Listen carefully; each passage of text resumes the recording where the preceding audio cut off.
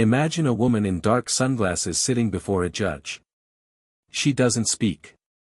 The courtroom waits, breath held, restless, watching for the moment she'll take them off. She doesn't. Even after being asked 3 times. And everyone senses it, this isn't defiance. It's something else. The courtroom in Providence feels smaller than usual. The hum of the heating vent, the creak of the benches, the quiet rustle of a folded newspaper, every sound seems magnified. When Judge Caprio enters, the air shifts. He greets the room with his usual warmth, but the woman at the defendant's table doesn't respond. She sits straight, clutching her purse like a shield. Her posture says confidence, her silence betrays fear. The charge is simple: repeated speeding violations and failure to appear in court. Yet somehow, this feels heavier. Caprio glances at her, then at the papers. "Ma'am," he says lightly, "you do know this isn't Hollywood, right?" A ripple of laughter runs through the room, gentle, cautious. She answers flatly, still behind her glasses. "I just don't like people looking at me." The laughter dies. Caprio studies her, the way he often studies people who say too little. "That's fair," he replies softly. "But when you're in court, people tend to look at you. Especially when they're waiting for the truth." She shifts, uncomfortable, pressing her hands tighter against the purse. "Your name?" he asks. "Rachel." "Rachel," he repeats. "You've been cited 3 times for speeding. And you've ignored all 3 summonses. That's unusual." She exhales sharply, a small, controlled sound. "I was busy." "Busy?" he says, eyebrows lifting. "Too busy for the law." She hesitates. "Too busy surviving." That line lands somewhere deep in the room. Caprio leans forward slightly but doesn't press. "The car you were driving, registered to someone else." "Who?" "Does it matter?" she replies. "It does to me," he says quietly. She hesitates. Then, almost inaudibly, "My ex-husband." The gallery stirs, a faint buzz of surprise, a cough, a chair squeak. Caprio raises his hand for silence. "All right," he says. "Let's stay with the facts." He reads from the file: unpaid fines, missed appearances, escalating penalties. "You've been given multiple chances, Ms. Rachel. Why ignore them all?" Her voice hardens, a brittle kind of defense. "Because I didn't think anyone here would care." A pause. The judge sets his papers down. "You might be surprised," he says gently. She gives a small, humorless laugh. "Doubt it." The air grows heavier. Caprio doesn't fill the silence, he lets it grow until her words echo back at her. When he finally speaks, his tone changes, lower, measured. "Ignoring the court isn't just about law, Ms. Rachel. It's about hope. When people stop showing up, it's usually because they've stopped believing it matters." Her lips tighten. "Believing doesn't pay bills." "No," he says, "but it keeps you human." She shifts again. The glasses hide her eyes, but her voice softens just slightly. "I'm not a criminal, Judge. I just ran out of ways to keep up." For the first time, Caprio's expression flickers, sympathy behind discipline. "That's what we're here to find out," he says. He leans back, his hand resting on the gavel. "We'll start simple. You'll tell me the story behind these tickets. Not the one written on paper, the real one." The woman doesn't answer. But something in her posture loosens, a breath breaking through the wall she built. And for the first time, the silence in the courtroom feels less like resistance, and more like confession waiting for courage. "Where are you watching from? Let me know in the comments below, and don't forget to subscribe to this channel." "Let's start simple," Judge Caprio said, his tone gentle but unyielding. "Tell me who you are, not who you were supposed to be. Just, who you are." The woman hesitated, fingers tightening on her purse strap. "My name's Rachel," she said finally. "I used to be a stylist. A pause. In another life. The room stayed silent. Caprio tilted his head. What happened to that life? She gave a small, dry laugh. Divorce happened. Debt happened. Everything that doesn't fit into a nice report happened. Her voice was calm, but the edges trembled. Through the dark lenses, her expression remained unreadable. Caprio flipped through the papers. You owned a salon, yes? I did, she answered quietly. A good one. We had regulars, steady work. I knew every client's name. She smiled faintly, almost involuntarily. I even did the mayor's wife's hair once. Sounds like success, the judge said. It was, Rachel replied. Until it wasn't. The words hung between them, sharp and small. Bit by bit, her story began to emerge, not through confession, but exhaustion. After her divorce, she lost the shop, the apartment, the savings. The car stayed registered under her ex-husband's name, because she couldn't afford the paperwork to change it. One more thing he kept, she murmured. Her daughter lived with her in a roadside motel now. The word motel came out almost as an apology. Caprio didn't interrupt. He'd heard hundreds of excuses in his years on the bench. This didn't sound like one. When he finally spoke, his voice was low. And these tickets, you ignored them because you couldn't pay. She exhaled, shaky but controlled. Because when you're trying to find food for a 10-year-old, a court date feels like another luxury you can't afford. The courtroom stilled. Even the creak of the benches quieted. Caprio nodded slowly. I understand, Ms. Rachel. But the law doesn't stop for anyone's pain. That's the trouble with it, it expects us to keep up, even when we're crawling. Her chin lifted slightly, defensive again. I wasn't crawling. I was surviving. For the first time, her sunglasses slipped as she shifted. The judge caught a glimpse beneath, the faint shadows of sleeplessness, a bruise just beginning to yellow at the edge of her cheek. He didn't mention it. Instead, he asked, softly, and your daughter, how is she handling all this? Rachel swallowed hard. She's fine. She thinks it's a game, moving from place to place. She says the motel room feels like an adventure. Her voice cracked. But she shouldn't have to be that brave. Caprio leaned forward, elbows on the bench. And yet she is. Maybe because she has you. Rachel looked down. For the first time, her sunglasses came off completely. The reaction was immediate, an audible silence. Her eyes were red, tired, but fierce. Caprio spoke with deliberate calm. I'll tell you what I see. Not a criminal. Not a liar. Just someone who stopped believing she deserved better. Her throat worked, but no words came. He continued, softly, you can't hide forever, Ms. Rachel. Not from the law, and not from yourself. I can help with the first. The second, that's up to you. She nodded once, almost imperceptibly. The judge picked up his pen and set it down again. We'll continue, he said. But now that the glasses are off, let's keep the truth that way too. In the back row, someone murmured, poor woman. Another whispered, she's stronger than she looks. And as the session adjourned for a short recess, Rachel stayed seated, eyes fixed on the table, like someone who hadn't expected to be seen, and suddenly didn't know what to do with it. Judge Caprio reopened the file, the rustle of paper cutting through the still air. Ms. Rachel, he began, I've reviewed your record, and something doesn't quite line up. His tone wasn't harsh, just precise. The kind that left no room to hide. He adjusted his glasses, eyes skimming the page. Your vehicle is registered under your ex-husband's name, correct? Yes, she said quietly. And yet, Caprio continued, tapping a line with his pen, the violations occurred after the divorce. Same car, same license plate, but according to the report, you weren't even living at that address anymore. Rachel said nothing.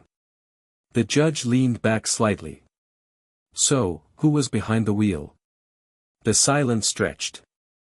Every sound in the room, every breath, every shift of fabric, felt amplified.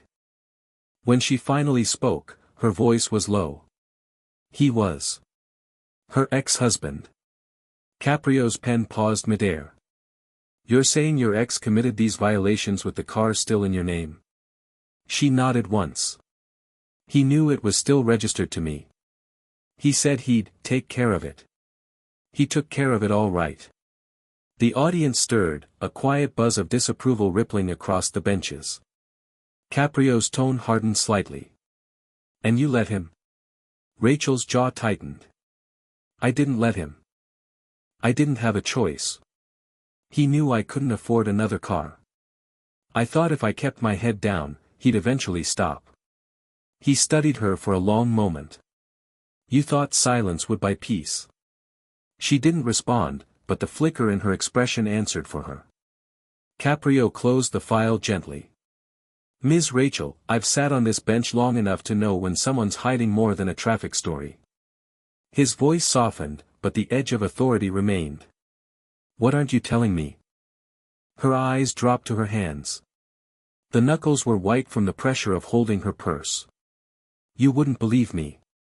I've heard everything, Caprio said quietly. Try me. Her shoulders lifted with a shaky breath. He used the tickets to find me, she whispered. Every time I got another notice, it meant he still knew where I was. The room went utterly still. Caprio didn't speak right away. The gravity of her words settled like dust over every seat. Rachel continued, her voice trembling. He told me once that I'd never get away from his name. That no one, no police, no judge, would take my side. That people like me don't win. Her last words barely carried. He said I was nothing without him. A low gasp rippled through the gallery. Someone muttered, Jesus, another, that's not justice. Caprio's eyes softened. He set the papers aside and folded his hands. Ms. Rachel, he said, you're wrong about one thing. She looked up, startled by the firmness in his tone. People like you do win, Caprio said. Because you're still standing here. You showed up. That's how it starts. She blinked quickly, but no tears fell. Showing up doesn't change what he did. No, the judge replied. But it changes what comes next. The quiet in the courtroom wasn't pity anymore, it was respect. A collective recognition that something larger than a traffic violation had just unfolded. Caprio leaned forward again, his voice barely above a murmur. I want you to listen carefully, Ms. Rachel. The law can hold people accountable, but only if the truth stands tall enough to be seen. Right now, you have that chance. I won't ask for every detail, not unless you're ready. But I promise, if you speak here, you'll be heard. Rachel's lips parted as if to answer, but no words came. The silence was her only reply, fragile, trembling, but real. The judge nodded slowly, respecting it. Then he closed the file once more and said quietly, we'll continue this tomorrow. As the gavel touched the wood, the sound was softer than usual, more of a punctuation than an end. And as the spectators filed out, a woman in the back whispered what everyone was thinking but no one dared say aloud. That wasn't a speeding case. That was someone finding the courage to exist again. The courtroom was utterly still. You could hear the faint hum of the lights, the shifting of a single chair. Judge Caprio looked at Rachel over the rim of his glasses. When he spoke, his voice was calm, steady, but the words landed with weight. Ms. Rachel, he said, in my courtroom, truth doesn't hide behind dark glass. But I see now, you're not just wearing sunglasses. You're wearing shame that was never yours to carry. The silence that followed was like a held breath. Even the stenographer paused. Rachel's chin trembled, though she didn't move. Caprio waited, giving the moment space to breathe. Then he turned to the clerk. Bring in the officer who issued these tickets. A tall man in uniform stepped forward. His expression was professional, but his eyes flicked toward Rachel with something like regret. Caprio nodded to him. Officer, you wrote these citations, correct? Yes, Your Honor. Did you ever personally speak with Ms. Rachel? The officer hesitated. No, sir. But the car was seen multiple times parked near an address on Hillcrest Avenue, the residence of her ex-husband. On the surveillance footage, there's a woman driving. She looked similar to the defendant, but, he trailed off. It wasn't her. Gasps rippled through the room. Rachel's hands gripped her purse so tightly her knuckles whitened. Caprio's gaze sharpened. You're certain? The officer nodded. Positive, Your Honor. Caprio leaned back in his chair. The room seemed to pulse with collective understanding. So, he said quietly, the violations were deliberate. Not accidents. Someone wanted her name on those tickets.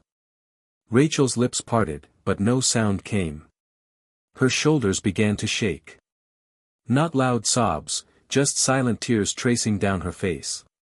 Caprio spoke again, voice low, resonant. You know why I ask people to look me in the eye, Ms. Rachel? Because the law isn't about paperwork. It's about the truth that lives inside people. She nodded weakly, her voice barely a whisper. He said no one would believe me. Caprio leaned forward, elbows resting on the bench. I believe you, he said simply. But I need you to help me see everything. That was when the dam broke. Her words came haltingly at first, then faster, years of silence finding their way into sound. After the divorce, he wouldn't leave me alone, she said. He'd show up at my work, at my daughter's school. When I moved, he found us. He said he'd always know where I was because the car was still in my name. Every ticket was a reminder. His way of saying he still owned my life. The courtroom was frozen. Not even a cough. Just breathing, collective, uneasy. Caprio's jaw tightened, the only sign of anger he ever allowed himself in court. He used the law as a weapon, he said quietly. That ends today. He called for a brief recess, instructing his clerk to pull every record related to the citations and cross-reference them with the police database. His movements were measured, but the undercurrent in his tone was unmistakable, fury held in perfect control. Before leaving the bench, he looked back at Rachel. You did nothing wrong by surviving, he said. But now we're going to make sure surviving isn't the only thing you do. She nodded slowly, tears still glistening. I don't even know what to say. You don't have to, Caprio replied. The truth's already saying it for you. When he stood, the courtroom instinctively rose with him. There was no applause, no whispering, just reverent silence. Rachel remained seated, staring at the grain of the wooden table, her hands finally unclenched. For the first time in years, she looked less like a defendant and more like someone remembering what it felt like to be believed. Caprio paused before leaving, looking once more at the woman who had entered his courtroom hidden behind darkness. We'll resume tomorrow, he said softly. And when we do, we'll bring the rest of the light in. Then he turned, robe swaying, the echo of his steps fading into a silence thick enough to feel. It wasn't just a pause in proceedings. It was the sound of a world beginning to shift. The next morning, the courtroom was packed. Reporters lined the back wall, townspeople filled the benches, and even a few officers stood along the sides. The air buzzed, not with noise, but with anticipation. Everyone knew something rare was about to happen. Judge Caprio entered quietly. He didn't strike the gavel or make a show of authority. He simply said, "Let's continue." Then the door opened again. A man in a tailored suit walked in, confident, composed, and radiating arrogance. Clayton. Rachel's ex-husband. His shoes clicked against the floor as if the sound itself was a statement.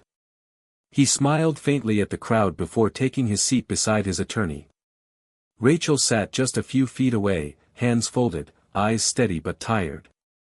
Caprio began, his tone neutral but firm. Mr. Clayton, you've been summoned in connection with the case of multiple traffic violations tied to a vehicle registered under your former spouse's name. Do you understand the reason you're here today? Clayton shrugged. Your Honor, this is a misunderstanding. We shared that car for years. Either one of us could have been driving. Even after the divorce? Caprio asked. Clayton gave a small, smug smile. We were still connected. You know how messy things can get. A few people in the audience murmured in disapproval. Caprio's expression didn't change. And you're saying you have no recollection of driving that vehicle during the times in question? Clayton's lawyer leaned forward. My client doesn't recall specific dates, Your Honor. These events occurred months ago.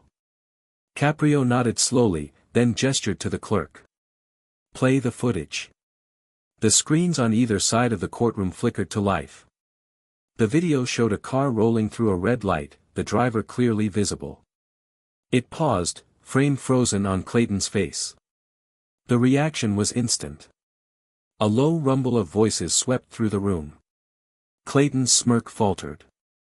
Caprio's voice, quiet but unyielding, that is you, Mr. Clayton. Clayton stammered. I suppose it could be. The angle. Save it, Caprio cut in, his tone sharp for the first time. You were behind the wheel. The car was still registered to your ex-wife. Every fine, every citation, every letter, went to her. You did that deliberately. Clayton leaned forward, defensive. I just wanted her to take responsibility. She never finishes anything. Someone had to teach her. The courtroom erupted, gasps, a few angry whispers. Caprio struck his gavel once, the sound like thunder. Silence returned. He turned toward Rachel. Ms. Rachel, remain seated, please. Then, to Clayton, you think humiliation is responsibility? That torment is justice? Clayton's jaw tightened. You don't know what she's like. Caprio's eyes narrowed. I know what you are like. A man who mistakes control for strength. Clayton opened his mouth, but the judge's hand went up. Enough. He turned to the clerk. Strike the violations from Ms. Rachel's record. All of them. Gasps again.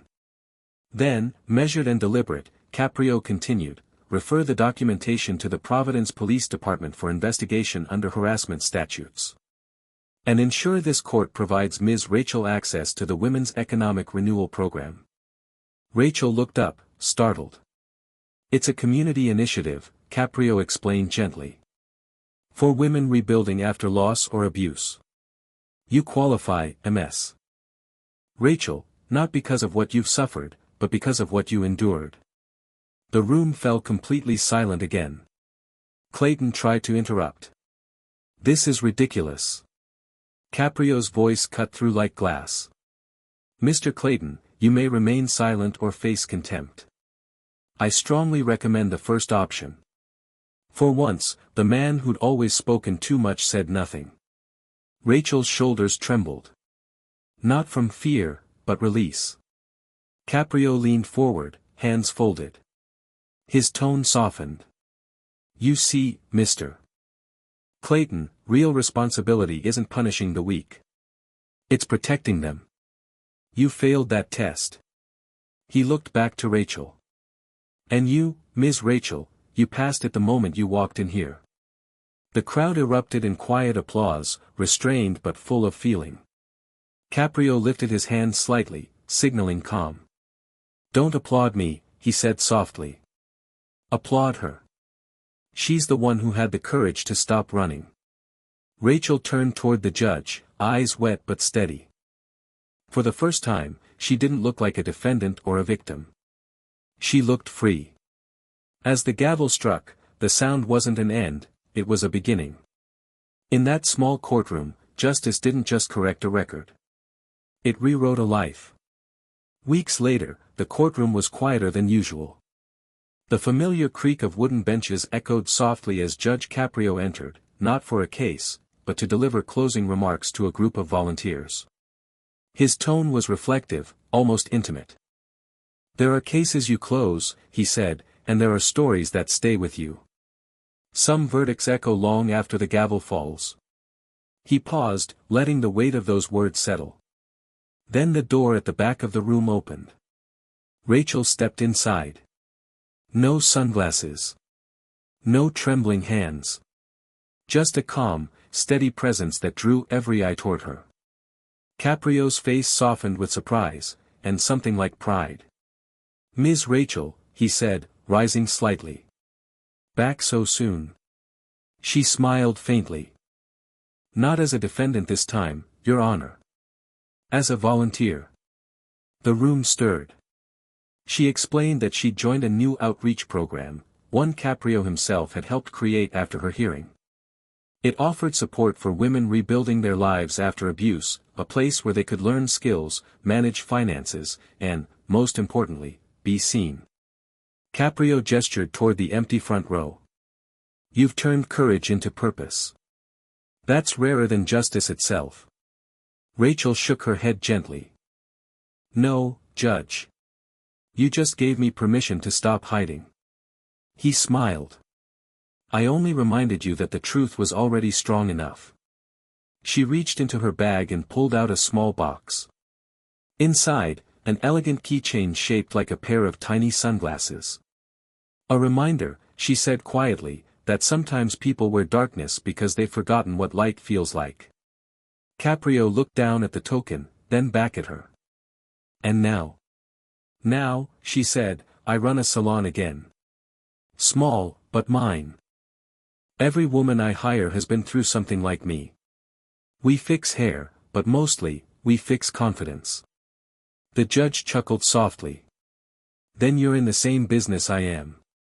The gallery smiled. Rachel hesitated, then added, "When you told me the law wasn't about papers, but people, I didn't believe you.